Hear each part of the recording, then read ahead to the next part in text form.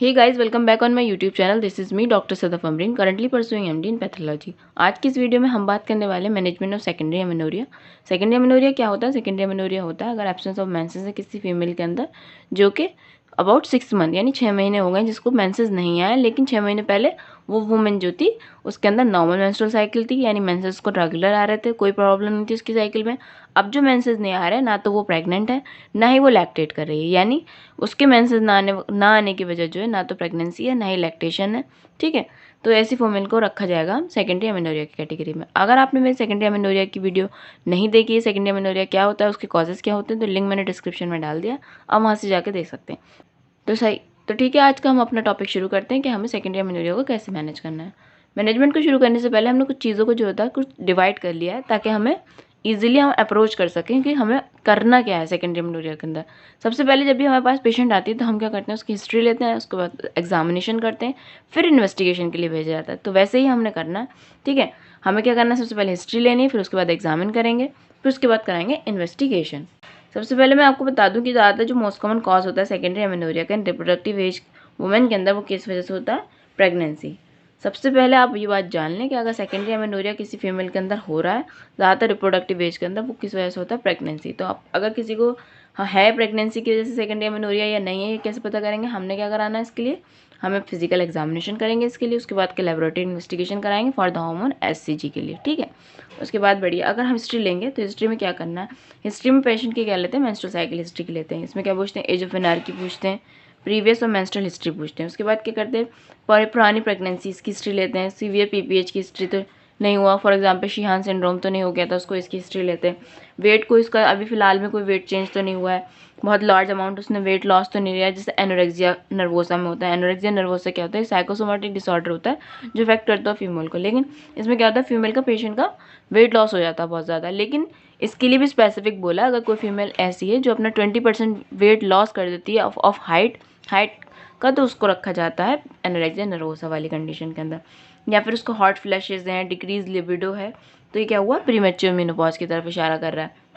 या कुछ उसने मेडिकेशन तो नहीं इस्तेमाल कर रही है, या फिर कोई प्रीवियस उसकी गायनोकोलॉजिकल सर्जरी तो नहीं हुई है, या क्रोनिक इलनेस तो नहीं अभी गुजर रही है कुछ टाइम से, या फिर कॉन्ट्रासेप्टिव्स तो इस्तेमाल नहीं कर रही है, या फिर उसके बाद कोई कशिंग डिजीज़ तो नहीं है, या फिर उसके अंदर हाइपोथायरॉयडिज्म तो नहीं हो रहा है। ये सारी हमने क्या है उसको उससे पूछना है, उसके हिस्ट्री लेंगे इन सब चीज़ों की, इससे हमें पता चलेगा अगर कोई कॉज होगा तो हम उससे फिर उसको रिलेट कर सकें। उसके बाद आती है एग्जामिनेशन की बात। एग्जामिनेशन में हमने क्या करना है, सबसे पहले जनरल एग्जामिनेशन करेंगे, पेशेंट के न्यूट्रिशनल स्टेटस देखेंगे, ओबेसिटी तो नहीं है बहुत ज़्यादा, एक्ने हिर्सुटिज्म वगैरह तो नहीं है, वो देखेंगे। उसके बाद कोई डिस्चार्ज ऑफ मिल्क तो नहीं हो रहा ब्रेस्ट से। फिर उसके बाद क्या करना है हमें, एब्डोमिनल एग्जामिनेशन। एब्डोमिनल एग्जामिनेशन में देखेंगे एब्डोमिन पे स्ट्राई वगैरह तो प्रेजेंट नहीं है, अगर स्ट्राई प्रेजेंट होंगे तो इंडिकेट करेंगे कशिंग सिंड्रोम को। उसके बाद देखेंगे कोई मास तो नहीं है लोअर एब्डोमेन के अंदर। फिर उसके बाद आती है बात पेल्विक एग्जामिनेशन। पेल्विक एग्जामिनेशन हम किस लिए कर रहे हैं, देखना है कि उसके अंदर क्लाइटोरिस का एनलार्जमेंट तो नहीं हो रहा है, कोई एडिनेक्सल मास तो नहीं है, जैसे कि ट्यूबरकुलर हो या ट्यूबोवेरियन मास हो, तो इन सबको हम चेक करेंगे पेल्विक एग्जामिनेशन के जरिए। उसके बाद आती है इन्वेस्टिगेशन की बात। इन्वेस्टिगेशन में क्या करना है, अगर हमारा सीरम प्रोलैक्टिन है, टीएसएच है, अगर एक्सरे हमारा सेलर रेटिकुलर के सारे इन्वेस्टिगेशन अगर हमारे नॉर्मल आते हैं, उसके बाद हम कराएंगे progesterone challenge test, estrogen progesterone challenge test, estimation of the serum gonadotropin और जीएनआर डायनामिक टेस्ट। उसके बाद ये सब कराए जाएंगे।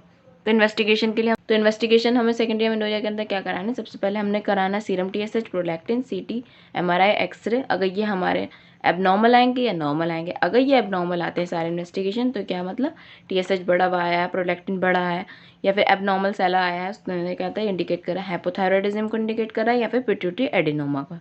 ठीक है, उसके बाद अगर ये सारे इन्वेस्टिगेशन हमने जब कराए वो आए नॉर्मल, तो उसके बाद हमें कराना है प्रोजेस्टेरॉन चैलेंज टेस्ट।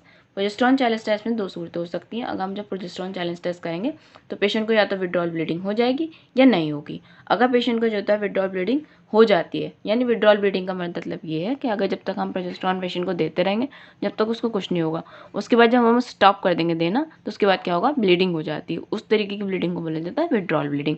अगर पेशेंट का जो होता है विड्रॉल ब्लीडिंग हो जाती है, यानी कि इसके अंदर क्या है, उसकी जो एचपीओ एक्सिस है वो इंटैक्ट है। एचपीओ एक्सिस का मतलब hypothalamus, pituitary, ovarian, uterine axis जो क्योंकि हमारे मेंस्ट्रुअल साइकिल को रेगुलेट करती है वो इंटैक्ट है, यानी वहाँ पर उसको कोई प्रॉब्लम नहीं है। उसके बाद क्या कराएंगे, ये देखेंगे कि E2 यानी educate endogenous E2 serum E2 उसका लेवल कितना है। अगर उसका लेवल जो था हमारा 30 से ज़्यादा आ रहा है, ठीक है, 30 pg/ml आ रहा है, उसके बाद हम कराएंगे एफएसएच और एलएच का एस्टिमेशन, यानी एलएच अगर हमारा ग्रेटर देन 10 MIU पर ml आ रहा है और एलएच और एफएसएच का रेशियो आ रहा है ग्रेटर देन 3, यानी ये इंडिकेट कर रहा है कि हमें क्या करना चाहिए, पेल्विक अल्ट्रासाउंड।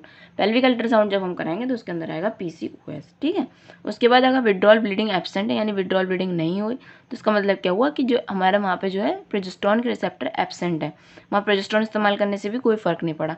उसके बाद क्या हुआ, उसकी एंडोमेट्रियम डिजीज है, तो इसके अंदर क्या, ऐसे पेशेंट के अंदर हमें क्या कराएगा, एस्ट्रोजन प्रोजेस्टेरॉन चैलेंज टेस्ट। अभी तो हमने खाली प्रोजेस्टेरॉन चैलेंज टेस्ट कराया, उसके बाद अब क्या कराएंगे, हम एस्ट्रोजन प्रोजेस्टेरॉन चैलेंज टेस्ट कराएंगे। एस्ट्रोजन प्रोजेस्टेरॉन चैलेंज टेस्ट, इसमें क्या होता है, जब हम ये इस्तेमाल करते हैं, ये वाली दवाइयाँ देते हैं, तो इसकी वजह से क्या होगा, या तो ब्लीडिंग होती है या नहीं होती है, दो बातें हो सकती हैं। अगर for example estrogen progesterone challenge test किया और ब्लीडिंग नहीं हुई, तो यानी क्या हुआ, उसकी जो एंडोमेट्रियम है नॉन फंक्शनल है, उसके अंदर क्या हो गया, यूटेराइन सिनाइकी डेवलप हो गए, ठीक है। उसके लिए क्या कराएंगे, हम स्टेरोस्कोपी कराएंगे। स्टेरोस्कोपी क्या कराएंगे, स्टेरोस्कोपी कराने का मकसद ये होता है कि हम कंफर्म करना चाहते हैं कि उसके अंदर सिनाइकी है या नहीं।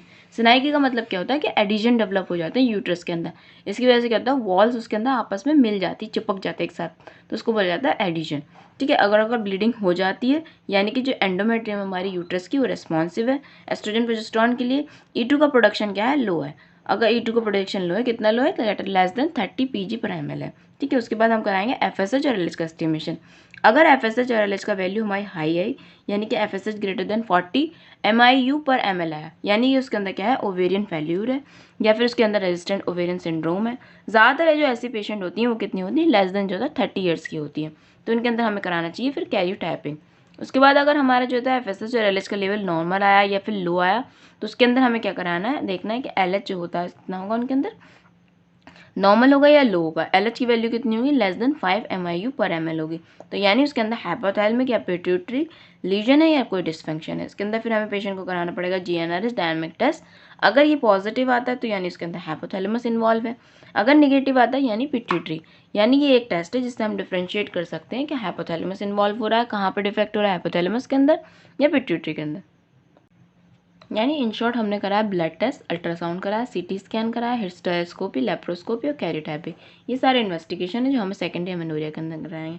ये एस्ट्रोजन प्रोजेस्टेरॉन चैलेंज टेस्ट है या फिर एस्ट्रोजन चैलेंज टेस्ट है, ये सारे क्या होते हैं, ब्लड टेस्ट होते हैं। अल्ट्रासाउंड कराएंगे, CT स्कैन कराएंगे, हिस्टेरोस्कोपी, लेप्रोस्कोपी और कैरियोटाइपिंग। सेकेंडरी एमेनोरिया का ट्रीटमेंट करने की जो होता है कई सूरतें हो सकती हैं। हो सकता है कि हम पेशेंट को जो होता है उसके जो कॉज है उसको ट्रीट करने के लिए कर रहे हैं।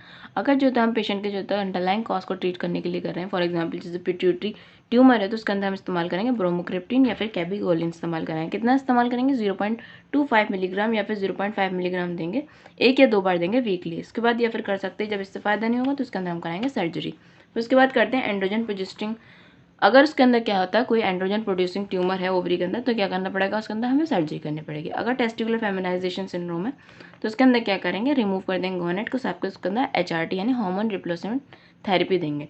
उसके अलावा अगर पेशेंट का सिंड्रोम है यानी टर्नर सिंड्रोम है, तो उसके अंदर भी हमें क्या करना है, हार्मोनल रिप्लेसमेंट थेरेपी। अगर पेशेंट की जो होती है इम्परफोरेट हैमन है, तो उसके अंदर क्या करना है, सर्जिकल इंसीजन देंगे, ठीक हो जाएगा उसके अंदर। अगर पेशेंट हाइपोथायराइडिज्म स्टेट में है तो उसके अंदर क्या करना है, थायरॉक्सिन देना है। अगर कोई ईटिंग डिसऑर्डर है तो साइकेट्रिस्ट को दिखाना पड़ेगा। और अगर क्या है PCOS है तो PCOS को जो होता है एक अलग से एक ब्रॉड टॉपिक है, इसको हम अलग से डिस्कस करेंगे। और पेशेंट के अंदर जो होता है अगर एशरमैन सिंड्रोम है, एशरमैन सिंड्रोम वही होता है जिसके अंदर क्या होता है, यूट्रस के अंदर एडिशन डेवलप हो जाते हैं। इसमें क्या होता है, जो एडिशन डेवलप होगा उन्हें क्या ब्रेक करना है और साथ में क्या करना है, एक इंसर्ट करनी है IUCD। हो सकता है जो पेशेंट जो आपसे एमेनोरिया का ट्रीटमेंट करवाना चाह रही है वो इसलिए करवाना चाह रही है क्योंकि वो कंसीव करना चाह रही है, तो ऐसे केस में क्या करेंगे, the prognosis for women with confirmed ovarian failure is poor. यानी कि जो पेशेंट ऐसी होती हैं जिनके अंदर सेकेंडरी एमेनोरिया और उसके अंदर ओवेरियन फेल्योर है, तो उनकी प्रोग्नोसिस बहुत ज़्यादा पुअर होती है। अगर पेशेंट के अंदर एनोवल्यूशन है तो इसके अंदर क्या करेंगे, तो इस तरीके की जो वुमेन होती है वो रिस्पॉन्स करती है well with ovulation induction treatment. यानी इनके अंदर क्या होता है, ओवल्यूशन को इंड्यूस किया जाता है। इनके अंदर क्या देते हैं, क्लोमिफेन सिट्रेट, ये क्या करती है, ओवल्यूशन को इंड्यूस करती है।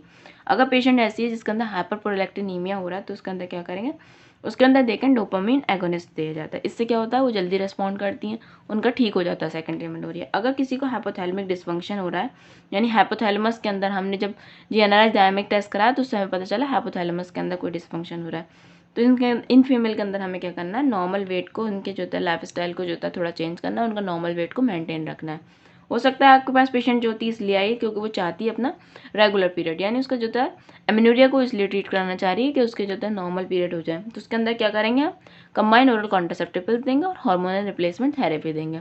हो सकता है कि जो पेशेंट आपके पास एमेनोरिया का ट्रीटमेंट करवाने आई है, सेकेंडरी एमेनोरिया का, वो इसलिए आई है कि उसको जो होता है कॉन्ट्रासेप्शन की ज़रूरत है। तो इसके अंदर क्या करना है, confirmed ovarian failure will not required contraception. अगर कोई पेशेंट ऐसी है जिसका ओवेरियन फेल्योर कन्फर्म है तो उसके अंदर क्या हो, कोई भी कॉन्ट्रासेप्शन की ज़रूरत है ही नहीं, ठीक है। और अगर कोई वुमेन ऐसी है जो रिक्वायर कर रही है कॉन्ट्रासेप्शन, तो उसके अंदर क्या देंगे, ओरल कॉन्ट्रासेप्टिव पिल्स देंगे। और किस लिए देंगे, जिनका मेथड ऑफ चॉइस यानी ओरल कॉन्ट्रासेप्टिव पिल दी जाती है उनके अंदर। सेकेंडरी एमेनोरिया के अंदर कुछ पेशेंट आपको ऐसे भी मिल सकते हैं जिनके अंदर क्या होता है, कोई भी एबनॉर्मलिटी डिटेक्ट नहीं होती, यानी उनके अंदर जब हम इन्वेस्टिगेशन कराते हैं तो कोई भी एबनॉर्मलिटी डिटेक्ट नहीं होती, लेकिन फिर भी उनके अंदर सेकेंडरी एमेनोरिया हो। इसमें भी 2 कैटेगरी के पेशेंट मिल सकते हैं आपको। पहले जो होंगे, ये हो सकता है कि वो बहुत ज़्यादा एंशियस ना हो, उन्हें कोई फिक्र ही ना हो कि फर्टिलिटी को लेके, या फिर उन्हें कोई भी टेंशन ना हो कि उनके मेंसेस नहीं आ रहे तो उन्हें कोई फ़र्क नहीं पड़ रहा। लेकिन कुछ पेशेंट ऐसे हो सकते हैं जो बहुत ज़्यादा एंशियस होते हैं, उन्हें बहुत ज़्यादा टेंशन होती है कि आखिर उनके मेंसेस क्यों नहीं आ रहे हैं, क्या प्रॉब्लम हो गई है, कोई परेशानी तो नहीं हो गई है अंदर, कोई खतरनाक बात तो नहीं है। तो ठीक है, दोनों पेशेंट को कैसे डील करना है ये आपको हम बता सकते हैं।